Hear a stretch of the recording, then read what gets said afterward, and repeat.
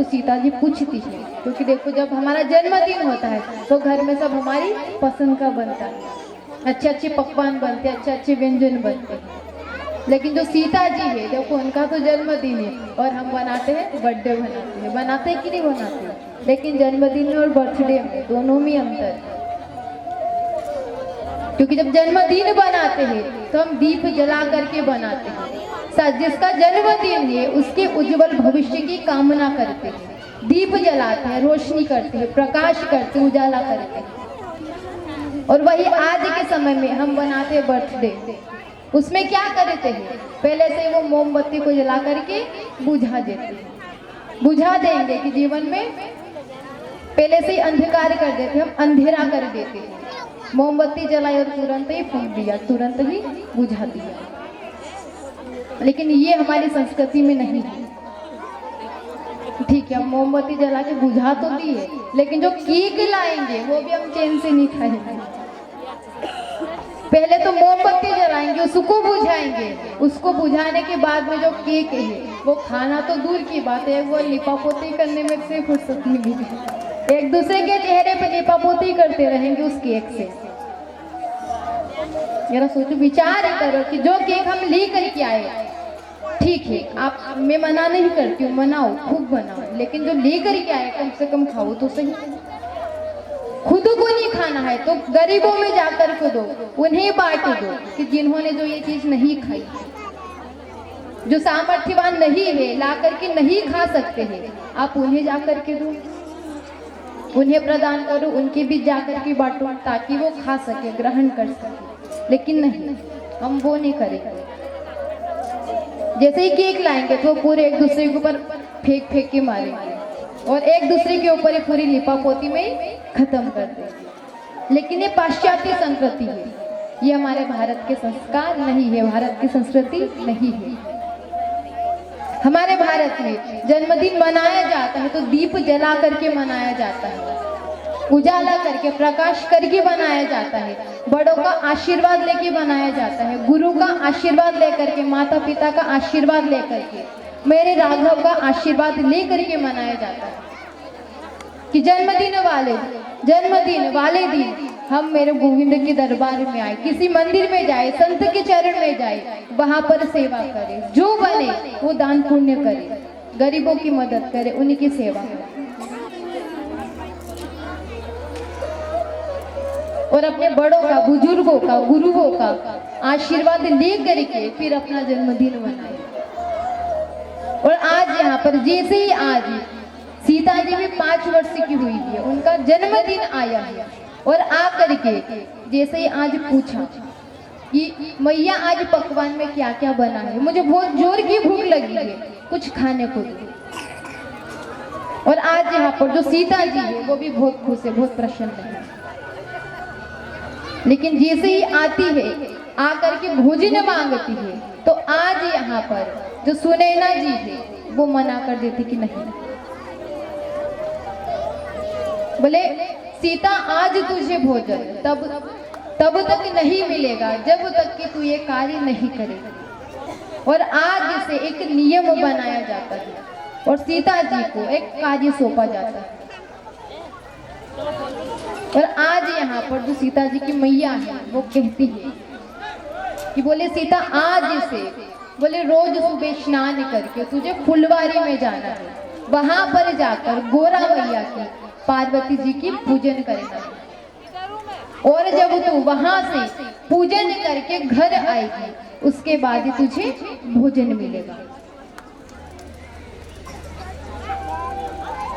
और आज यहाँ पर जैसे ही कहा तो देखिए जो सीता जी 5 वर्ष की छोटी सी बालिका है तो रोने लगती है, पैर पटकने लगती है, कह रहे नहीं मैया हम नहीं जाएंगे, हम पूजा पाठ नहीं करेंगे, हम सेवा नहीं करेंगे, हमें भूख लगी है, हमें कुछ खाने को दो।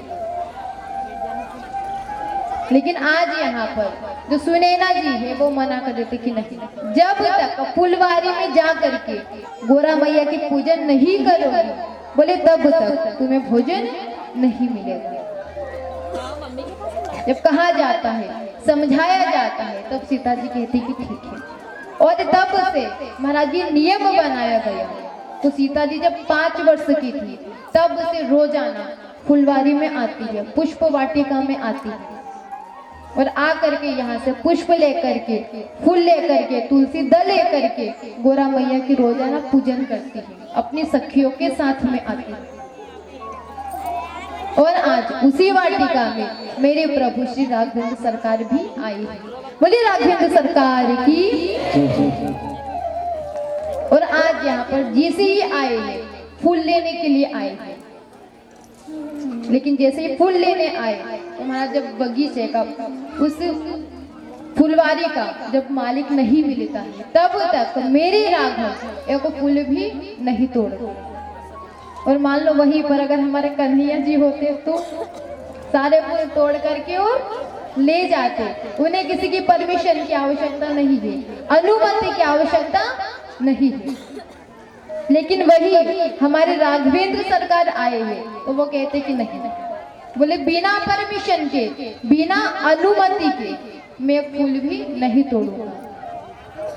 आज वो फुलवारी में, पुष्प वाटिका में माली को देखते हैं, माली को ढूंढते कि जब तक मुझे अनुमति नहीं मिलेगी मैं फूल नहीं तोड़ूंगा। और आज यहाँ पर जो राम जी है वो पुष्प वाटिका में घूम रहे, माली को ढूंढ रहे। और कहती कि वही घूमते घूमते पुष्प वाटिका में जो सरोवर बना है, उस सरोवर में आज यहाँ पर जो सीढ़ियां लगी हुई है वहीं से चढ़ते हुए राम जो लक्ष्मण जी दोनों आते। और जैसे ही आकर के सरोवर में महाराज अपनी परछाई देखते तो दिखते ही आज यहाँ पर राम जी और लक्ष्मण जी दोनों बहुत खुश होते हैं, बहुत प्रसन्न होते हैं। और आज यहाँ पर सरोवर के जल में जैसे खुद को देखते हैं तो आज राम जी कहते हैं कि लक्ष्मण ऐसा लग रहा, ऐसा प्रतीत हो रहा कि यहाँ पर हम दो नहीं हैं बल्कि हम चारों भाई हैं, राम लखन भरत और शत्रुघ्न। क्योंकि भरत जो शत्रुघ्न जी है वो भी राम जी और लक्ष्मण जी के जैसे ही थे। तो आज यहाँ पर जैसे ही जल में, पानी में स्वयं को देखते हैं तो आज बहुत खुश होते हैं, आनंदित तो होते हैं कि हमारे साथ में हमारे दोनों भाई भी खड़े हैं। और आज यहाँ पर पुष्प वाटिका में घूम रहे हैं। और वही इधर यहाँ पर जो सीता जी है वो भी आती है और आ करके महाराज गौरा मैया की पूजन करती है, पुष्प लेती है, तुलसी दल लेती है और पुष्प लेकर के, तुलसी दल लेकर के गौरा मैया की, पार्वती जी की पूजन करती है। अपनी अष्ट सखियों के साथ में आती है, उन्हें भोग लगाती है। और जैसे ही कुछ मांगने को कहा जाता है तो यहाँ पर जो सीता जी है वो एक ही बात कहती है कि निज अनुरूप, कि मुझे सब कुछ अपने अनुरूप चाहिए, अपने अनुसार ही चाहिए।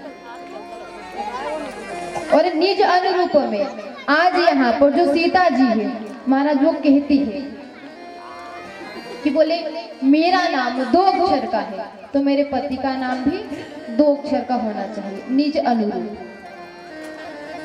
बोले मेरे घर पर, मेरे पीहर में जितनी धन दौलत है इतनी ही धन दौलत मेरे ससुराल में भी होना चाहिए, निज अनुरूप। और बोले हम 4 बहनें हैं तो बोले चारों बहनें एक ही घर पर हम जाने चाहिए तो ये भी निज अनुरूप होना चाहिए। और आज यहाँ पर जो सीता जी है वो कहते हैं कि जितने नाम की, जितने अक्षर की नदी मेरे पीहर में बहती है उतने ही अक्षर की नदी मेरे ससुराल में भी बहना चाहिए, ये भी निज अनुरूप।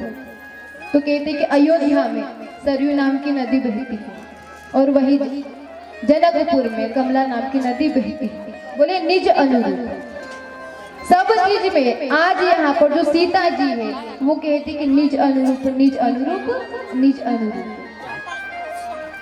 और आज यहाँ पर कहते कहते सीता जी ये भी कह देती है निज अनुरूप में कि जैसे मैं गोरी हूँ मेरा पति भी निज अनुरूप ही होना चाहिए। लेकिन अब देखो निज अनुरूप में कह तो दिया, लेकिन हमारे राम जी कैसे हैं, थोड़े सावले हैं। लेकिन अभी तक सीता जी ने राम जी को देखा नहीं है। और इधर सब कुछ कह दिया कि निज अनुरूप, निज अनुरूप, कि जैसे मेरे पिहर में है वैसा ही सब कुछ ससुराल में होना चाहिए, और जैसे मैं गोरी हूँ मेरा पति भी वैसा ही निज अनुरूप होना चाहिए। और अभी तक सीता जी ने राम जी को देखा भी नहीं है, इसीलिए कहते हैं कि मांगो तो अपने, कहते ना कि अकाउंट में थोड़ा बैलेंस बचा के रखना चाहिए, एकदम से सब कुछ नहीं मांगना चाहिए। लेकिन आज यहाँ पर जो सीता जी वो कहती है निज अनुरूप, निज अनुरूप सब कुछ मांगती है। और आज यहाँ पर बड़े भाव और श्रद्धा के साथ में आकर के जो सीता जी है वो गोरा मैया की, पार्वती जी की पूजन करती और कहती है, आइए सभी मिलकर के कहेंगे, प्रेम और भाव से मनाती रिझाती